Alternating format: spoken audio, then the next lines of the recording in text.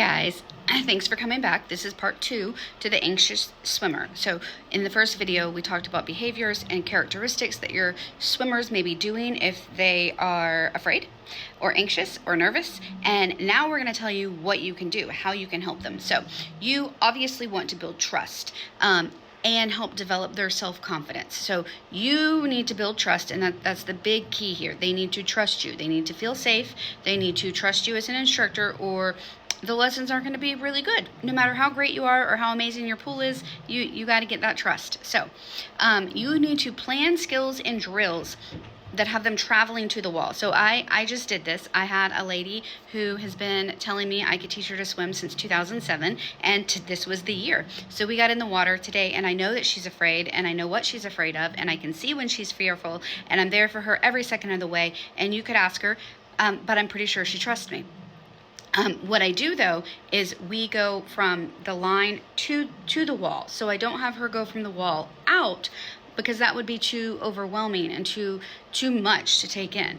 And then when we do our glides, we go from the line to the steps. So a lot of times you guys can take a skill or a drill and practice it in shallower water. So for a lot of my beginners or those that are fearful and afraid, I have them go to the stairs, or children can practice in the bathtub. Or you can even take a bowl of water. This is my bowl, and I can put my face in the bowl and pull it out. I love that skill, and that gets your breath control done. But you can always recreate or redesign the skills and drills that you already practice all the time to accommodate your more hesitant or anxious swimmers. So there's more. So you want to first, this kind of goes back to my other video where I had the steps and the skills that we practice, where I set you up for success. So first, practice skills they can already do. So if you can enter the water, that's awesome. Let's have you enter the water. And you did that. Great. Now we're going to enter the water and walk out into deeper water.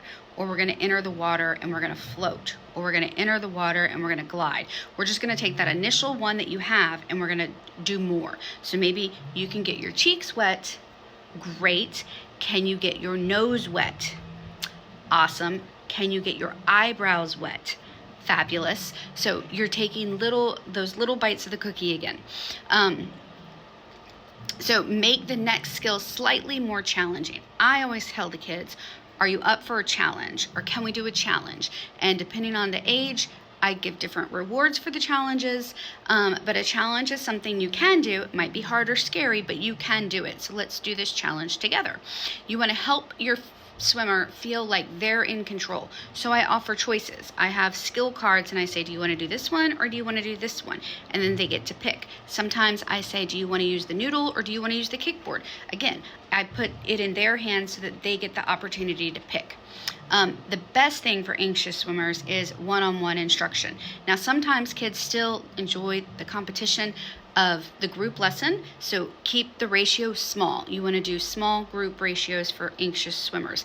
But when you give them that attention, you're slowing down the pace, because maybe the other swimmers in the class aren't anxious like this swimmer, and then that swimmer, the anxious swimmer, has more anxiety because he or she is not able to keep up with the group, and then that's the weight of the world on his shoulders. You just want to help lift that and help them feel better. So working with an instructor aide, working with you one-on-one, working on you in private lessons, and then they get to work at their own pace, achieve their goals, and move forward. You want to keep the goals simple and achievable and provide recognition when the goal is met. So you want to make the goal, and if you realize the goal that you've done isn't something that's going to be attainable for them in this lesson, adjust your goal. So make it so that they can have progress and feel successful about themselves, because you're helping them develop self-confidence.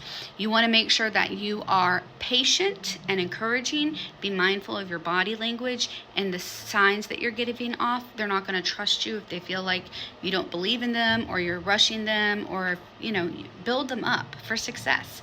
And we never ever want to force them to do something that is threatening to them. I'm okay with jumping in the deep end. They might not be okay with jumping in the deep end. I'm okay with taking a big breath and going underwater. They might not be ready for that yet. So don't force them to do something that they're not ready to accomplish yet.